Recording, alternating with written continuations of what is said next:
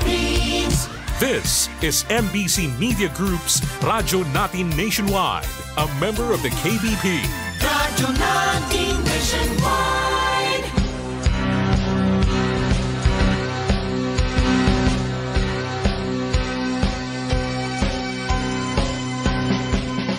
Ikaw ba ay may maraming katanungan patungkol sa nagaganap ngayon sa ating mundo pa ang mga maaaring asahan patungkol sa ating panahon ngayon at sa hinaharap? Mga kailang paghandaan batay sa salita ni Yahweh upang makaiwas sa walang hanggang kapahamakan bagkus magkaroon ng tiyak na kaligtasan. Sa kanyang pagbabalik, dala ang gantimpala para sa bawat isa. Tiyakin ang iyong magiging kalagayan walang hanggan. Pakinggan ang programang nabigna para sa iyo, ang salita ni Yahweh. Huwag kaligtaan abangan at subaybayan. Programang tiyak na magdudulot sa inyo ng isang buhay na masagana sa presensya niya. Dahil dito, mga panalangin madaling tugunin dahil sa kapangyarihan ng pangalan ni Yahweh. Kasamang isa sa himpapawid ang malalaking kaganapan sa mundo ng The 7 Great World End Time Events. 1. Nobyembre, tuwing araw ng linggo, alas 2 hanggang alas 3 ng hapon. Dito lamang po yan sa 103.9 Radyo Natin na Balbiliran. Ihahatid Nina Roth Pagbasan Puentes, Nora Ibaho George at Enrique Hontelia. Hanggang sa muli, Shalom!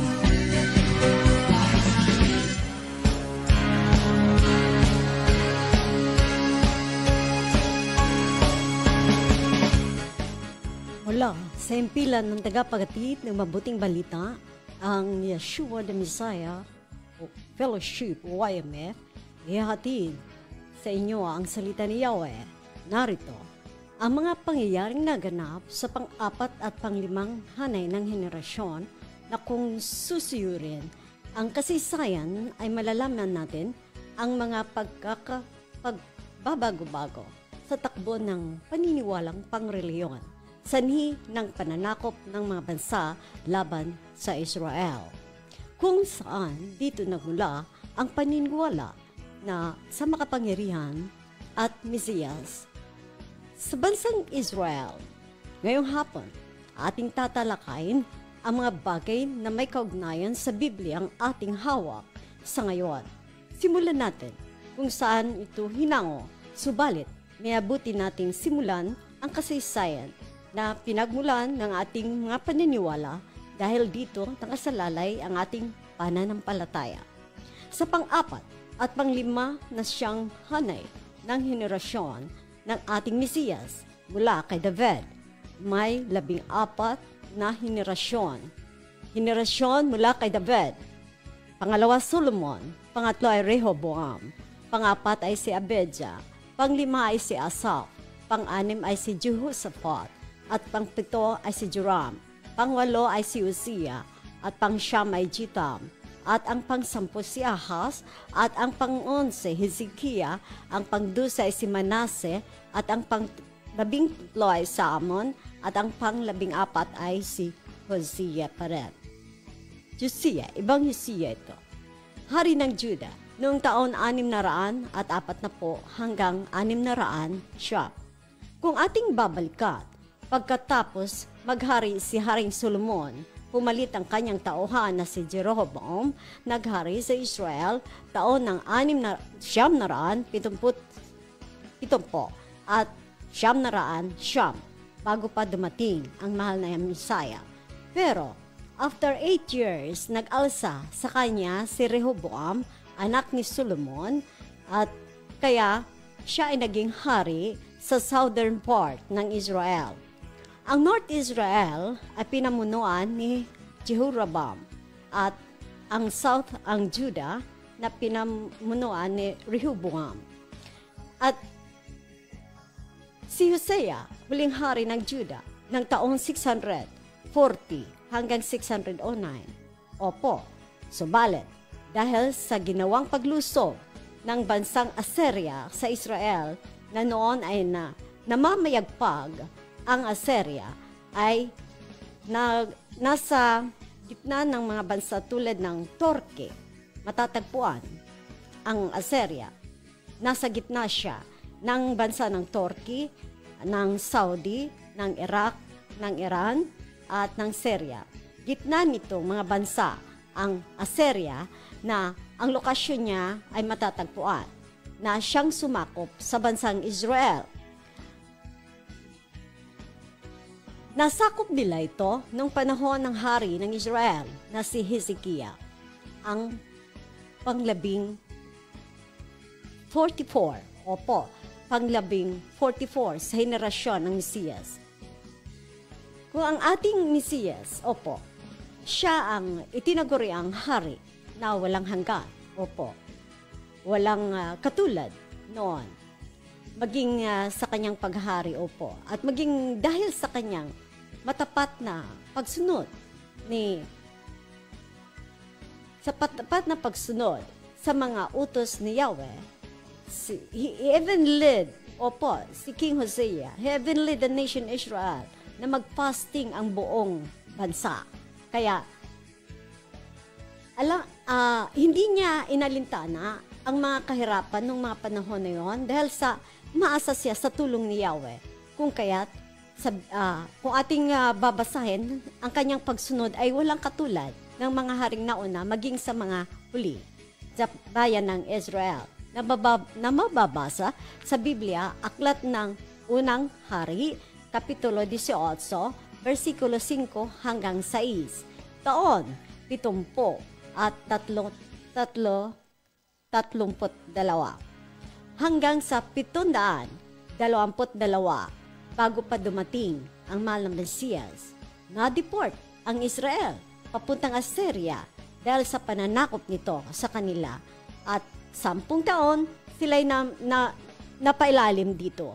Pagkalipas naman ng 220 years, ang sumunod na nilusob naman ng ang katimugang bahagi ng Juda na ang lumusob naman sa kanila ay ang Iraq o tinatawag itong Babylonia noong panahon.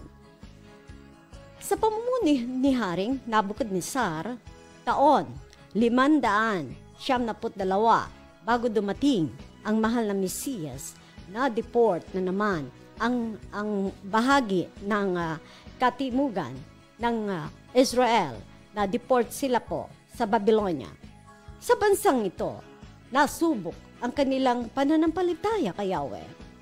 Nasubok ang kanilang pananampalataya kay Yahweh nang si Haring Nabucodonosor ng Babylonia o ng Iraq ay magpatupad ng parusang kamatayan sa sinumang Hudyo na hindi sumusunod sa kanyang pinag-uutos.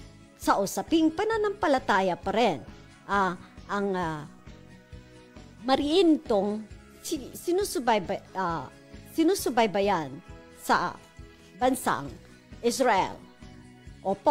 Ang ating sinusubaybayan sa ating mga pag-broadcast ay ang pananampalataya ng bansang Israel dahil nga po dito ay nagpasimula ang iba't ibang uri ng pananampalataya ni Yahweh, kay Yahweh at sa iba pang relihiyon na sa kanila dahil sinusundan natin ang pananampalataya ng Israel sapagkat sinabi na ang pananampalataya o ang ating kaligtasan ay nagsimula sa bansang Israel. Bago pa ito naisalin sa ating mga Biblia na Griego at naisalin sa iba't ibang lingwahe. Kaya po, lahing Hebreo ang ating sinusundan sapagkat dito nang galing lahat na ayon ko sinasabi na kanina pa ang mga reliyon. So kaya si Abraham ay lahi ng Hebreo na di kalaunan tinawag na Israel at ngayon nga ay tinawag na silang Hudyo. Kay Abraham nagmula ang tamang pananampalataya na sa utos ng Yahweh at nitong Bagong Testamento ay sa salita ni Yeshua o kay Yeshua na ang turo ay mababasa nating lahat sa aklat ng Biblia, Lumang Tipan at Bagong Tipan. Ang Bagong Tipan po ay pinagsamang Lumang Tipan at Bagong Tipan sapagkat ginanap lamang po ng mahal na Yeshua ang mga nakasaad sa Lumang Tipan. Si Abraham, ang tinaguriang father of faith na ating mababasa ang utos ni Yahweh sa kanya sa Genesis chapter 17 verses 1 up to 32 at sa kanya naganap ang totoong pakikipagtipan mula sa kanyang mga lahi hanggang sa dumating sa mundo ang kanyang bugtong na anak na siyang punot dulo ng Bagong Testamento na ngayon naman ating sinusundan buong mundo. At dahil sa pananakop, mga pananakop sa bansang Israel, nagkaroon ng mga sanga-sangang paniniwala dahil ang mga nananakop ng bansang Israel, ang kani-kanilang reliyon ay ipinapatupad din. Ito sa mga sumasako sa kanila at iba nga dito ang Israel, opo. Paano malaman ang tamang pananampalataya dahil sa sa mga iba't ibang bansa na pananakop sa kanila at siya ring pinapatupad kung anong reliyon ng mga bansang sumasakop sa kanila. Ang Biblia, atin pong makikita ng panahon ng kasaysayan at turo na walang iba ay ang huling ipinadala kasunod kay Yeshua ay walang iba ang Holy Spirit na siyang ibinigay sa atin bilang tatak o marka o silyo na magkaroon o mayroon sa isang reliyon at ito ang tama ayon sa Biblia na dapat nating sundan ng ating mga pananampalataya at mayroong tatak nito ang Holy Spirit. Ang Holy Spirit ang ginamit na pinakatatak ng mananampalataya sa anumang reliyon kayo nabibilang basta't ang mahal na Holy Spirit ay sumainyo at kayo ay nakakaintindi sa kanyang mga pagkilos at sa kanyang mga pagtuturo. Ang Holy Spirit ang pinaling tatak ng isang mananampalataya sa pananalig natin sa ating mahal na Yeshua. Kung sa ating mundo, kung tayo po ay may ginagawa o inaayos na kahit anong uri ng dokumento, ito ay may kalakip, no? Magkakabisa, opo. May kalakip at magkakabisa lamang kung may makikitang silyo o tatak ng pinagmumulan sa may kapangyarihan na nagkalob nito. Dito lamang po may tuturing na katanggap-tanggap ang mga dokumentong iyong hawak kapag may makikitang mga silyo o tatak.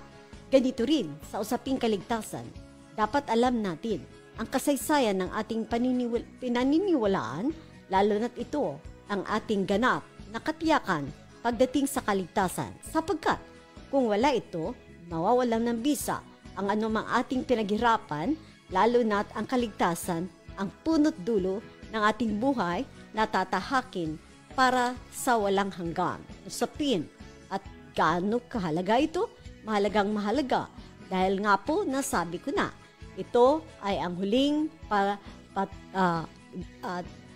yung mga ating huling patutunguhan na kinakailangan na matiyak natin na tayo po ay we're carrying the seal of the Holy Spirit, na ang lahat ng tao ay kailangan nito.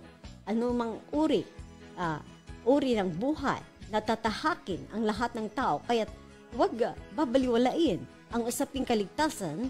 Alamin ang mga katotohanan patungkol dito dahil ito ang tatamasain natin. Opo, anumang uring buhay tayo sa pangwalang hanggan. Si Abraham, nung siya'y kinausap ni Yahweh patungkol sa usaping pakikipagkasundo ng Yahweh sa kanya at mga sumusunod na mga henerasyon o lahi na mababasa sa Biblia, aklat ng Genesis chapter 17 verses 1 up to 32. Narito, basahin natin. Nang 99 taon na si Abraham, nagpakita sa kanya si Yahweh at sinabi, "Ako ang makapangyarihan, may makapangyarihan mong Yahweh, sumunod ka sa akin, sabi niya, at ingatan mong walang dungis ang iyong sarili habang ikaw ay nabubuhay. Verse 2, ako'y makikipagtipan sa iyo at lubhang pararamihin ko ang iyong lahi. Verse 3, pagkarinig nito ay nagpatira pa si Abraham. Sinabi pa sa kanya ng Yahweh. Verse 4, ito ang aking tipan sa iyo. Ikaw ay magiging ama ng maraming bansa. Verse 5, hindi na Abram ang tawag sa iyo, kundi Abraham, sapagkat ngayon ay ginagawa kitang ama ng maraming bansa. Verse 6, pararamihin ko nga ang iyong lahi. Magtatatag sila ng mga bansa at may magiging hari sa kanila. Verse 7, tutuparin ko ang aking pangako sa iyo at sa iyong lahi habang panahon, at ako'y magiging makapangyarihan ninyo. Verse 8, ibibigay ko sa iyo at sa iyong magiging lahi ang lupang ito ng Kanaan na iyong tinitirahan ngayon bilang isang dayuhan. Ito ang magiging pag-aari nila habang panahon, at ako ang kanilang magiging makapangyarihan. Sinabi pa ng Yahweh kay Abraham, ikaw at ang lahat ng susunod mong salinlahi ay dapat maging tapat sa aking kasunduan. Verse 10, ganito ang inyong gagawin. Lahat ng lalaki sa inyo ay tutuliin. Verse 11, at iyan ang magiging palatandaan ng ating tipan. Verse 12, lahat ng lalaki ay tutuliin pagsapit ng ikalawang araw. Ikawalong araw, kasama nito ang mga aliping isinilang sa inyong sambayan, gayon din ang mga aliping binili sa dayuhan. Verse 13, ang palatandang ito sa inyong katawan ang magiging katibayan ng ating walang katapusang kasunduan. Verse 14, ang sinuman lalaking hindi tuli ay ititiwalag sa inyong lahi sapagkat hindi siya tumupad sa ating kasunduan. Verse 15, sinabi pa rin ni Yahweh kay Abraham, hindi na Sarai ang itatawag mo sa iyong asawa, kundi Sarah. Verse 16, sapagkat siya ay pagpapalain ko, manganganak ka sa kanya, at siya ay magiging ina ng maraming bansa. May magiging hari mula sa kanyang salinlahi. Verse 17, muling nagpatira pa si Abraham, ngunit napatawa siya ng kanyang naisip na siya'y matanda na. Nasabi niya sa sarili, magkakaanak pa ba ang isang lalaki na sadyang 100 taon? Gulang na? At si Sarah, maglilihi pa ba siya gayong siya'y 90 taon na? Verse 18, at sinabi niya sa Yahweh, bakit hindi na lang po si Ismael? Si Ismael po ang lahi na pinanggalingan o pinagmulan ng mga Muslim. Si Ismael ang naging panganay na anak ni Abraham dahil sa pagmamadali ni Sarah na siya magkaanak, kaya pinasipingan niya ang kanyang katulong kay Abraham, kaya nagnganak siya kay Ismael. Ngayon, subalit sabi niya, bakit hindi na lang po si Ismael ang magmana ng mga ipinangako ninyo sa akin? Sabi ni Abraham. Verse 19, kaya't sumagot ang Yahweh, hindi. Ang asawa mong si Sarah ay magkakaanak ng isang lalaki at tatawagin mo siyang Isaac. Makikipagtipan ako sa kanya at sa kanyang lahi magpakailanman. Verse 20, tungkol naman kay Ismael, ipagkakaloob ko ang kahilingan mo, pagpapalain ko siya, si Ismael, at pararamihin ko rin ang kanyang lahi. Magkakaanak siya ng 12 prinsipe at magiging makapangyarihan ang kanyang salinlahi. Verse 21, ngunit ang aking tipan sa iyo ay matutupad kay Isaac na isisilang ni Sarah sa 1 taon, sa gaya ring nitong panahon. Pagkasabi nito, nilisan na ni Yahweh si Abraham.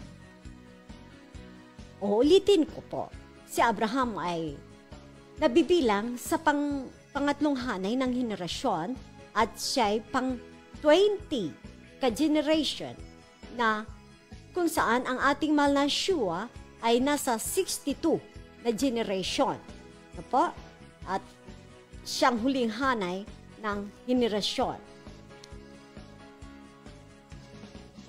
Mayroon 2,169 na taon pagitan bago dumating kay Yeshua at kay Abraham.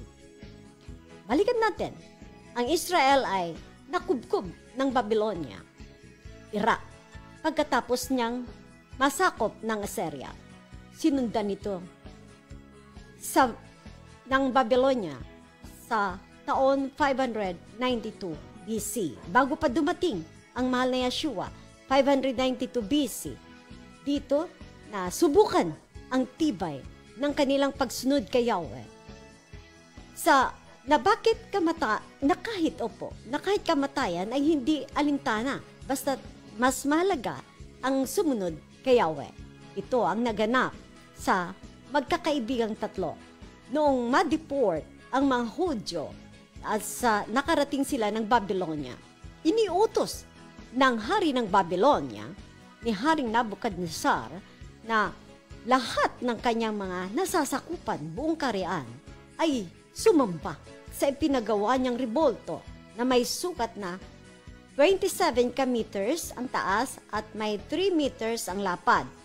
Ang utos na ito ay ipinarating sa lahat ng pinuno ng mga reliyon, kasama ng lahat ng mga pinuno ng lalawigan at sa iba't ibang mga maestrado at lahat ng tao sa buong kaharian. Anya ni Haring Nabucodonosor, sa sandaling marinig ang tunog ng iba't ibang instrumento, sino mang hindi sumunod sa utos na ito ay hahagis agad sa naglalagablab na pugon. Nangyari ang hindi naasahan, ang tatlong kaibigan ni Daniel na sina Sadrach, Mesach at Abednego ay isinuplong sa hari dahil sa hindi nila pagsamba at pagsunod sa utos ng hari na sumamba sa rebolto. Dahil nga po sila ay mga Israelita o Hudyo, ipinagbabawal ni Yahweh ang kumilala at sumamba sa mga rebolto. Sa galit ng Haring Nabucodonosor, ipinatawag ang tatlo, sina Sadrach, Mesach at Abednego.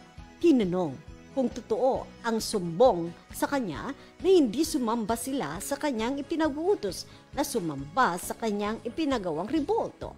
At narito ang sagot nila, aklat ng Biblia, Daniel, Kapitulo 3, versikulo 16 hanggang 30, verse 16. Ito ang nakasaad. Sinabi ni Sadrach, Mesach at Abednego, mahal na Haring Nabucodonosor, wala po kaming masasabi sa inyo tungkol sa bagay na ito. Verse 17, gawin na ninyo kung iyan ang gusto ninyo. Ang makapangyarihan na aming pinaglilingkuran ang magliligtas sa amin sa naglalagablab na pugon, at mula sa inyong kapangyarihan ang magliligtas ang aming makapangyarihan Yahweh sa amin, ang magliligtas mula sa naglalagablab na pugon at mula sa inyong kapangyarihan. Verse 18, kung hindi man siya kami ililigtas, hindi pa rin kami maglilingkod sa inyong mga Diyos ni sasamba sa reboltong ginto na pinagawa ninyo. Inihagis ang tatlong kabataan sa naglalagablab na pugon. Verse 19, namula ang mukha ni Haring Nabucodonosor sa tindi ng galit sa kanila ni Sadrach, Mesach at Abednego, mga Hudyo. Kaya iniutos niyang painitin pa ng 7 ulit ang pugon.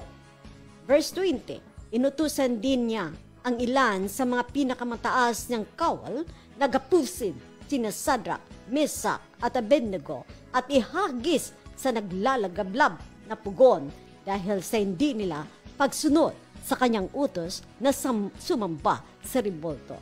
Verse 20, ginapos na sila nang hindi na inalis ang damit, ang panloob at panlabas, turbante at iba pang nakasuot sa kanila, at inihagis sila sa naglalagablab na apoy. Verse 20, dahil sa mahigpit ang utos ng hari na patindihin ang init ng pugon, lumabas ang apoy, kaya nasunog at namatay ang mga kawal na nagdala kina Shadrach, Meshach at Abednego. Verse 23, samantalang nakagapos pa rin na bumagsak sa naglalagablab na apoy ang 3 kabataan. Verse 24, nagtaka at biglang napatindig si Haring Nabucodonosor at itinanong sa kanyang mga tagapayo, hindi ba't 3 lamang ang inihagis sa apoy? Opo, kamahalan, sagot nila. Verse 25, bakit 4 ang nakikita kong walang gapos at naglalakad sa gitna ng apoy nang hindi nasusunog? At ang tingin ko sa ika-4 ay parang anak ng mga banal. Pinalaya at itinaas ang tungkulan si Shadrach, Meshach at Abednego. Narito, pagkatapos makita nito ng Haring Nabucodonosor, verse 26, lumapit si Haring Nabucodonosor sa may bunganga ng pugon. Sinabi niya, lumabas kayo riyan at hali kayo rito, Shadrach, Meshach at Abednego, mga lingkod ng kataas-tasang Yahweh. Lumabas nga silang 3 sa pugon. Verse 27, at lumapit sa kanila ang lahat ng mga pinuno ng kaharian. Tiningnan silang mabuti ng mga ito, ngunit wala man lamang nakitang bakas ng apoy na sa katawan ng 3. Hindi nasunog ni bahagya man lang ang kanilang buhok at ang kanilang kasutan. Hindi rin sila nag-amoy usok. Verse 28, dalhin dito sinabi ng hari, purihin ang makapangyarihan nina Shadrach, Meshach at Abednego. Verse 29, kaya ipinag-utos ko, sabi ni Haring Nabucodonosor, sino man mula sa alinmang lahi, bansa o wika na magsasabi laban sa makapangyarihan nina Shadrach, Meshach at Abednego ay papatayin at walang ibang makapangyarihan na makakapagligtas sa tao tulad ng ginawa ng kanilang Yahweh. Verse 30, at sina Shadrach, Meshach at Abednego ay itinaas niya sa tungkulin sa lalawigan ng Babylonia.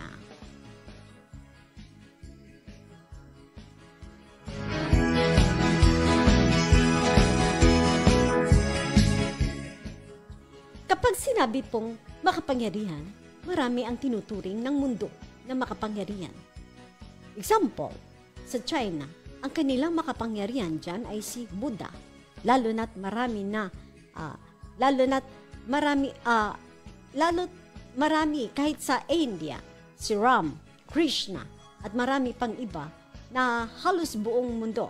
At sa atin, sa Pilipinas at sa Greek translation ng New Testament Bible, karamihan worldwide, Jesus.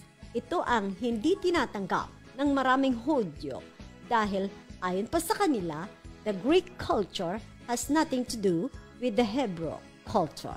That's why marami sa kanila ang hindi tumatanggap kay Jesus.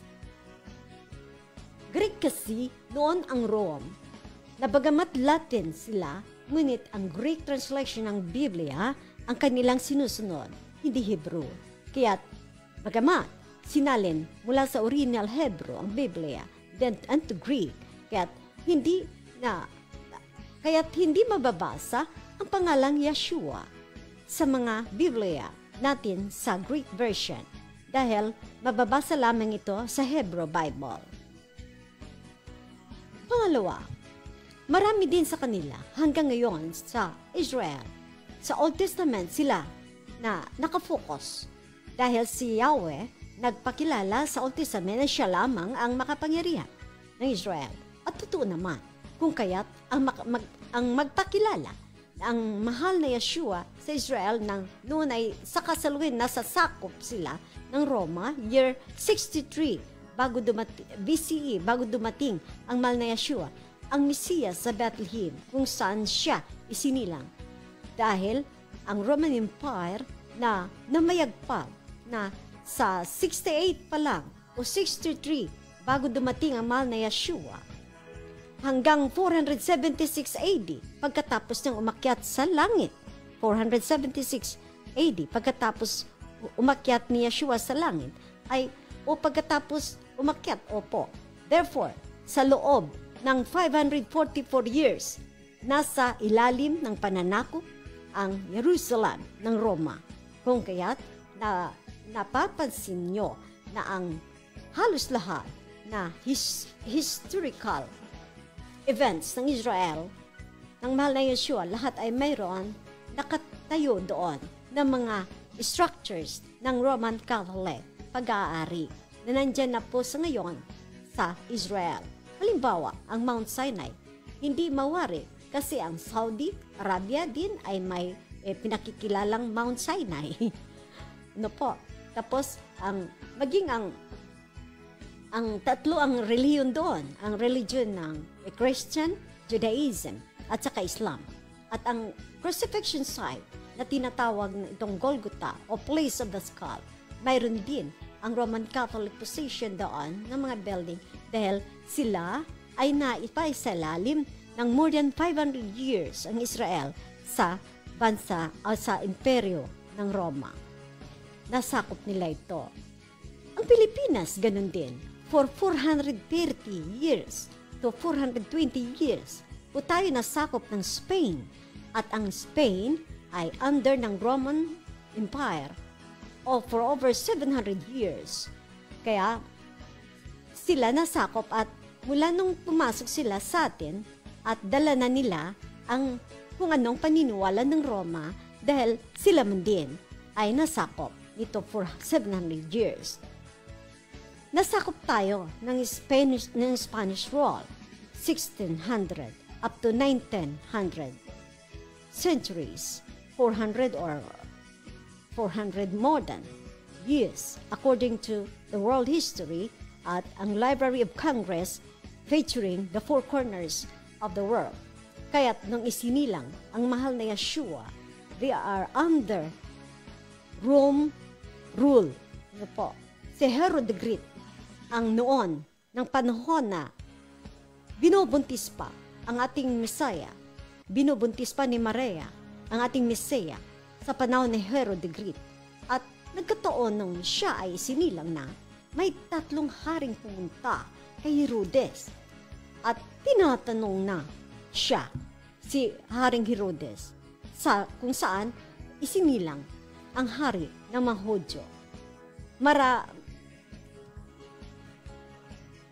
Narito, sabi nila, narito kami, Haring Herodes, upang mag-alay o sumamba, mag-alay ng handog at sumamba sa hari ng mga Hudyo. Nagulumihanan ngayon si Herodes, Herod the Great, kung tawagin siya. Nagulumihanan at nagulat siya dahil siya ang king of the Jews that time.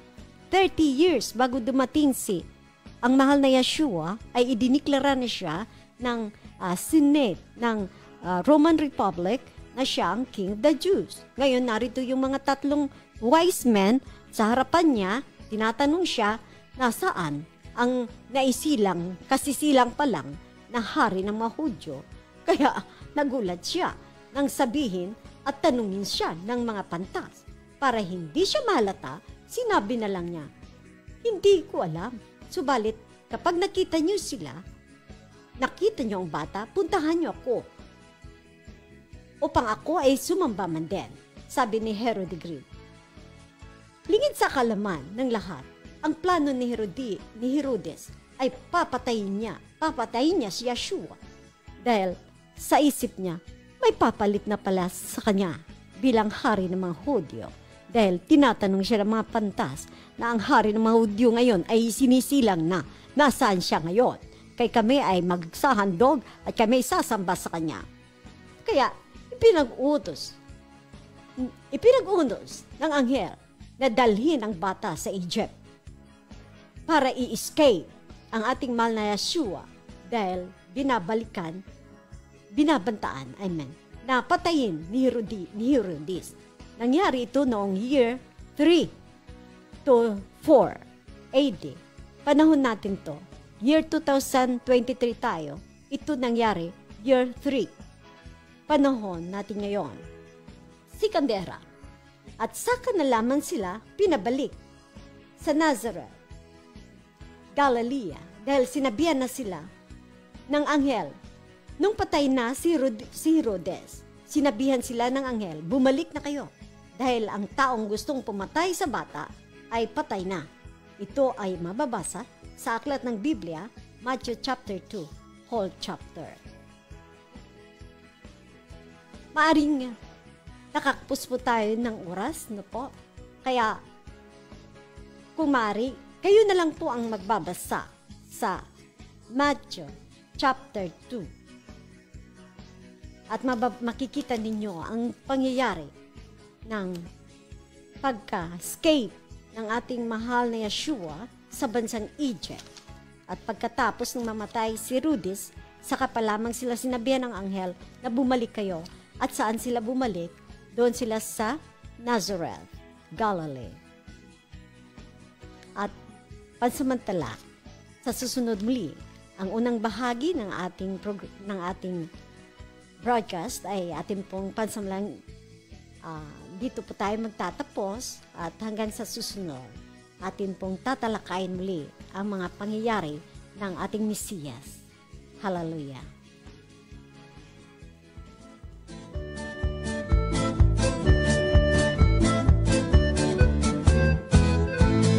Shabbat Shalom, Shabbat Shalom, Shabbat, Shabbat, Shabbat, Shabbat Shalom, Shabbat Shalom, Shabbat Shalom, Shabbat, Shabbat, Shabbat, Shabbat Shalom, Shabbat, Shabbat, Shabbat, Shabbat Shalom, Shabbat, Shabbat, Shabbat, Shabbat Shalom, Shabbat Shalom, Shabbat Shalom, Shabbat, Shabbat, Shabbat, Shabbat Shalom.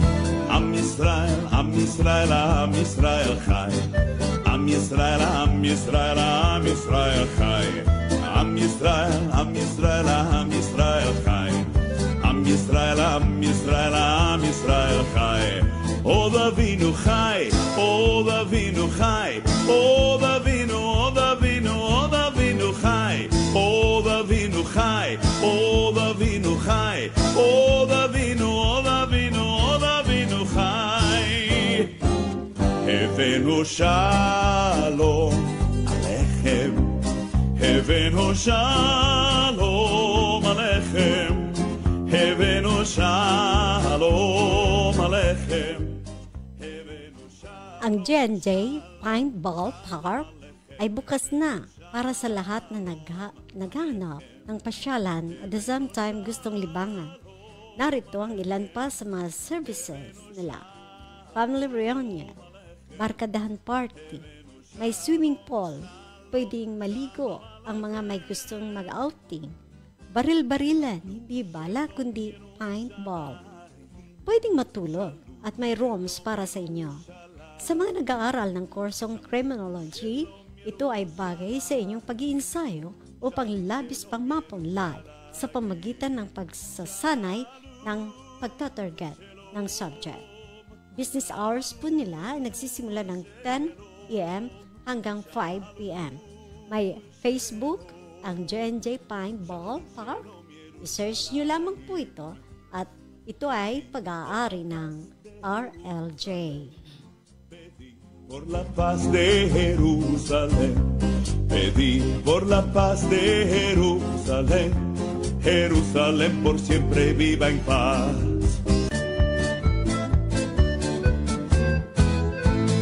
Shabbat Shalom, Shabbat Shalom, Shabbat, Shabbat, Shabbat, Shabbat Shalom, Shabbat Shalom, Shabbat Shalom, Shabbat, Shabbat, Shabbat, Shabbat Shalom, Shabbat, Shabbat, Shabbat, Shabbat Shalom, Shabbat. Narito na naman po tayo sa ating pangalawang bahagi ng ating programa.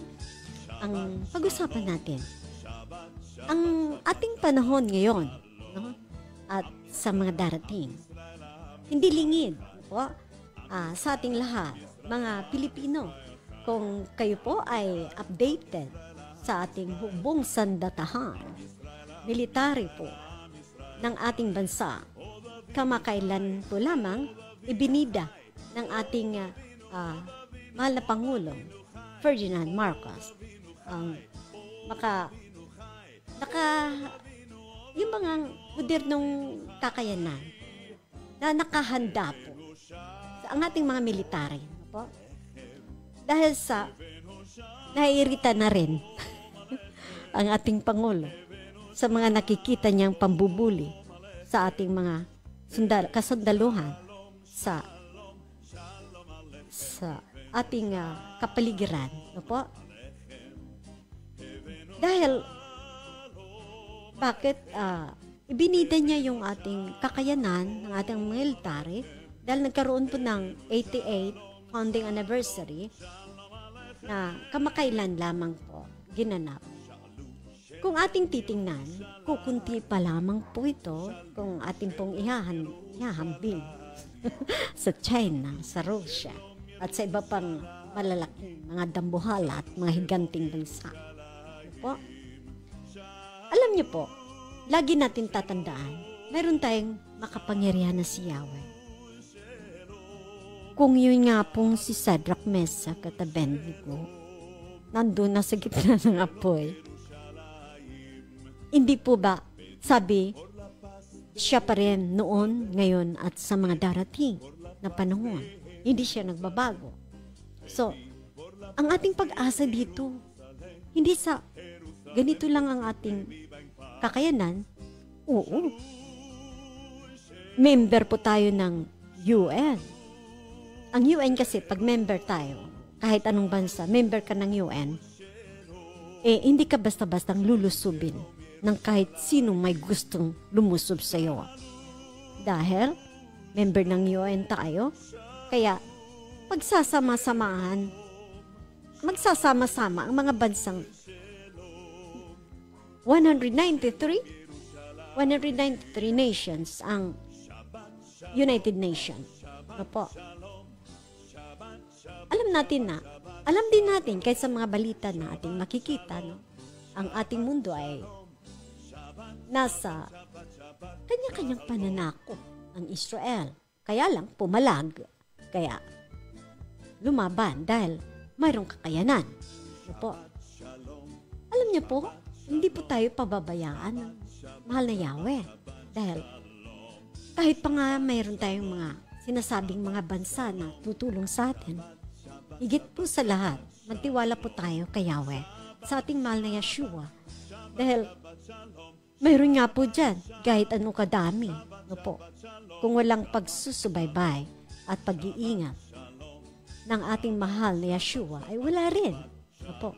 Kaya, huwag po tayo mag-alinlangan. No po, na ang pag-iingat sa atin ay ibibigay nga sa atin ng ating mahal na Yeshua. Bagamat, nandyan na ang Amerika, no po, o ang iba pang mga bansa sa United Nations, huwag po tayong kampante. Tayo po ay manalangin. Sa tuwing umaga na tayo po ay gumigising at bago po tayo matulog, huwag niyo pong kalilimutan na isama na ang ating bansa. Dahil, maano na po, medyo magulo. Ano po? Ito lamang po ang isang palatandaan ng pagbabalik ng mahal ni Yeshua. Ang aklat ng Joel, Kapitulo 2, ay tingnan natin to dahil may hatid ito sa mga huling araw. Ang aklat ng Joel, ng Biblia, Kapitulo 2, 1 hanggang 11, pakinggan natin. Ibibigay sa atin ni kapatid na Nora Ibaho George. Ang mga balang nagbabala sa pagdating ng araw ni Yahweh. Verse 2, hipan niyo ang trompeta sa Zion at gay ang hudyat sa banal na bundok ng Yahweh. Manginig kayong mga taga-Juda sapagkat malapit nang dumating ang araw ni Yahweh. Verse 2, ito'y makulimlim at malungkot na araw. Madilim ang buong kapaligiran at lilitaw ang mga makakapal na balang tulad ng paglaganap ng dilim at kabundukan. Hindi pa mangyayari ang ganito ng mga makaraang panahon at hindi na magyayari pang muli, maging sa darating na panahon. Verse 3, nilalamon nilang tulad ng apoy ang mga halaman, parang halaman ng Eden ang lupain bago sila dumating, ngunit maging malungkot na ilang mga kanilang iwan. Wala silang itinitira. Verse 4, parang mga kabayo ang kanilang anyo. Waring may mga kabayong pandigma kung sila'y tumakbo. Verse 5, kapag dumaraan sila sa ibabaw ng mga bundok, ang ingay nila ay parang rumaranggasang karwahe, parang tuyong damo na sinunog. Nakahanay sila tulad ng isang hukbo ng handang makapangdigma. Verse 6, habang sila'y papalapit, nasisikda ang lahat. Namumulat sa takot ang bawat isa. 7, sumasakalakay sila gaya ng mga magdirigma. Naakyat nila ang mga pader gaya ng mga kawal. Walang lingon-lingon silang sumusugod. Walang lumilihis sa landas ng tinatahak. Verse 8, lumulusot sila sa mga tanggulan at walang makakapigil sa kanila. Verse 9, sinasalakay nila ang lungsod, naakyat ang mga pader. Pinasok ang mga bahay, lumulusot sila sa mga bintana gaya ng mga magnanakaw. Verse 10, sa pagdaan nila'y nayayanig ang lupa at umaagaw ang langit. Nagdidilim ang araw at ang buwan at pati ang bituin na araw ng nagliwanag. 11, parang kulong ang tinig ni Yahweh. Kung mag-antos sa kanyang ang mga pangkat na tumatalima sa kanya ay marami at malakas. Makakapangilabot ang araw ni Yahweh. Sino ang makakatagal nito? Ang inyo pong narinig ay ito po na yung panahon natin na mababasa din sa Matthew chapter 24 verses 1 up to 27. Ito po ang tinatawag na panahon ng mild tribulation o kahirapan na hindi naman yung tipong wala tayong magagawa, no?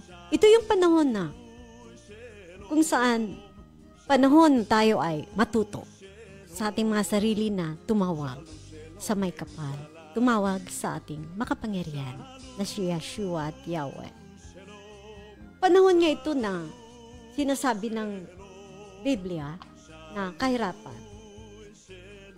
Kahit saang bansa ngayon, opo, nakakaranas ng kahirapan.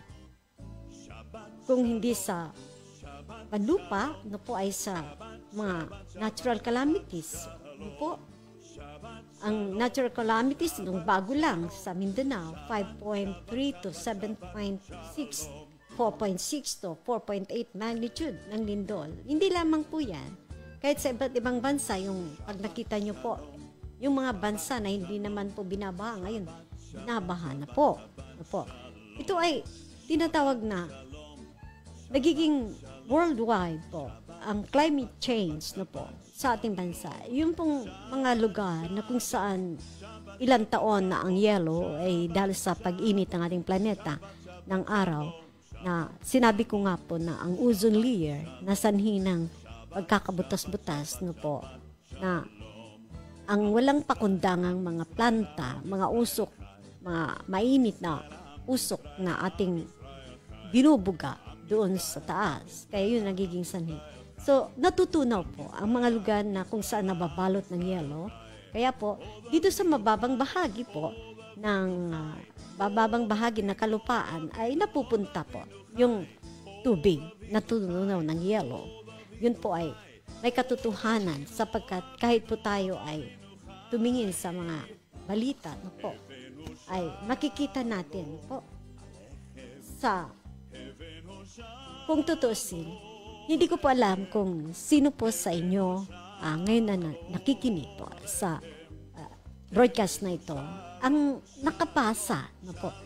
May naibigay kaming predictions 2004 and 2005 and onwards. Ang inyong lingkod po ay nautusan no po, ng may kapal na ikalat ang predictions ng 2004, 2005 and onwards. At inuna po natin ito sa Tacloban City. At sa Tacloban City, inuna po natin doon ang Barangay San Jose. Naikalat po natin ito. Ito po ang laman ng ating babasahin na ikinalat po natin noong taon 2003 and onwards. Kinalat po natin ito. Predictions. Pakinggan nyo po ito. Hindi ko po alam kung nagkaroon kayo ng copy nito, pero narito. Babasahin ko po ang predictions 2004, 2005 and onwards. Magkakaroon ng iba't ibang krisis ang bansa.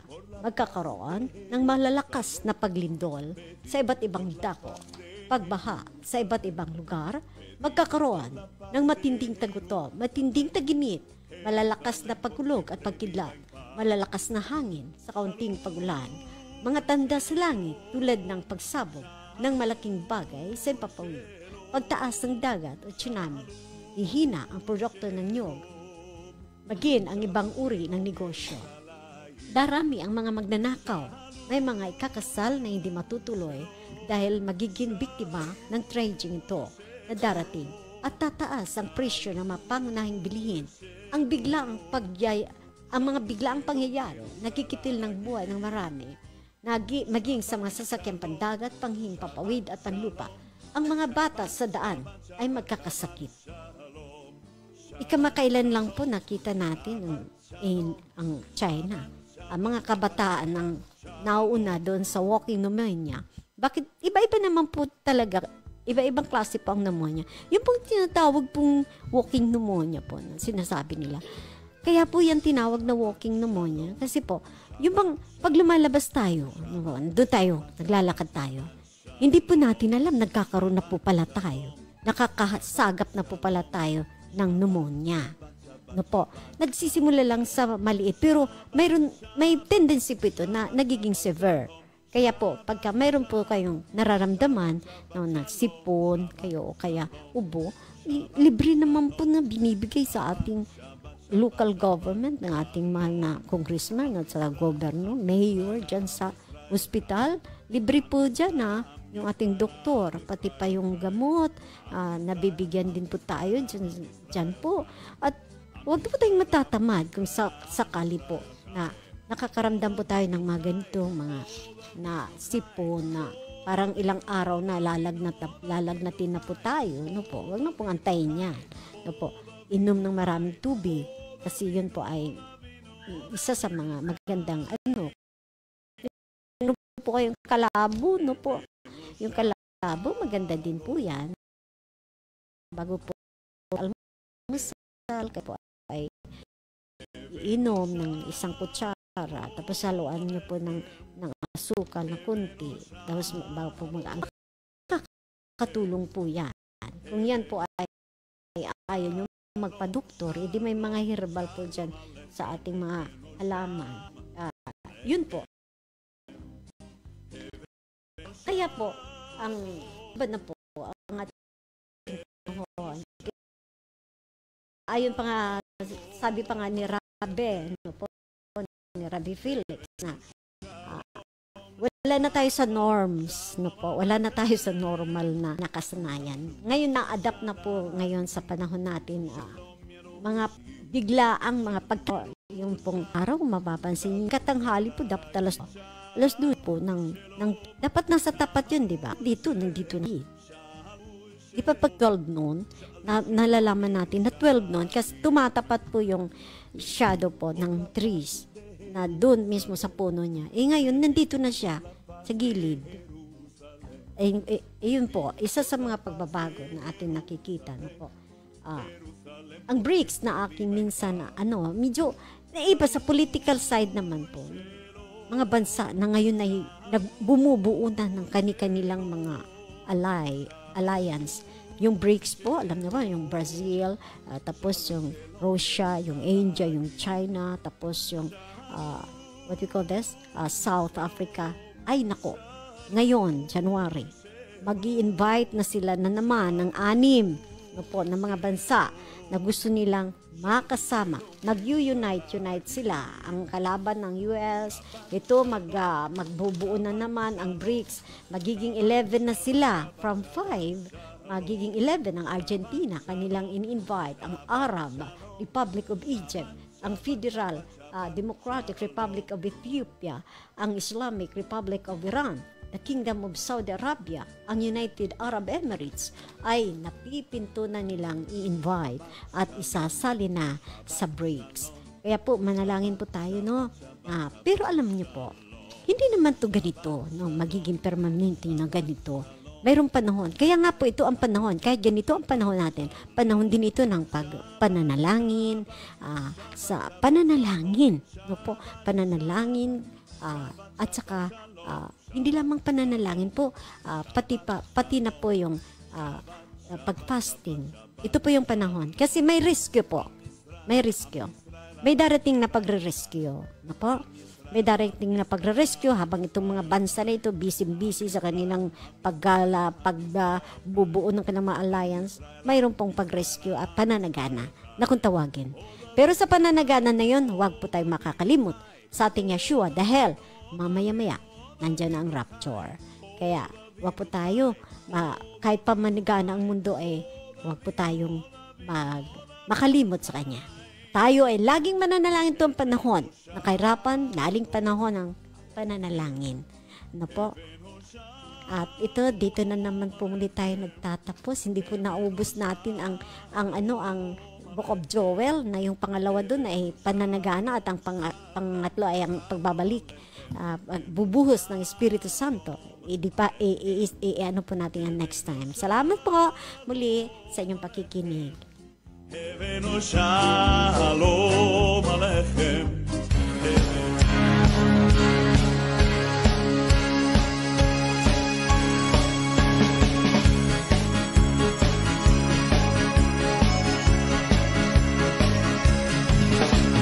Yeshua HaMashiach, Yeshua the Messiah, Yeshua HaMashiach is the roaring lion of Judah, and He's holy. His master